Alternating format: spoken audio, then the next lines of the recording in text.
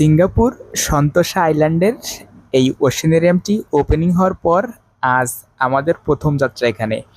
আমাদের ইচ্ছা ছিল ভিতরে প্রবেশ করা, তবে সময় খুব একটা বেশি আমাদের হাতে ছিল না, কারণ আমরা সকাল সকাল এসেছিলাম। তবে সমুদ্রে গোসল করার পর এই জায়গাটায় আসতে আসতে আমরা একটু বেশি দেরি করে ফেলেছিলাম। যেহেতু ভিতরে প্রবেশ মূল্য অনেক হাই এখানে, এই জন্য একবার ভিতরে ঢুকলে একটু সময় না ঘুরলে হবে। আর ভিতরে নাকি দেখার মতন অনেক কিছুই আছে। আমরা আগে থেকে গুগল রিসার্চ করে এসেছিলাম।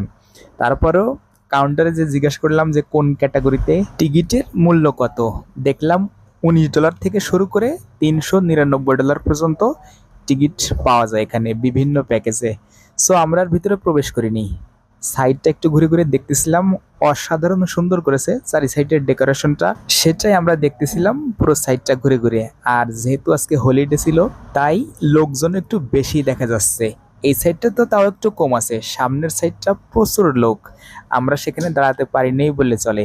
আর অনেকেই দেখছি ছবি তুলছে, সো আমরাও কিছু ছবি তুলে চলে আসি ওখান থেকে।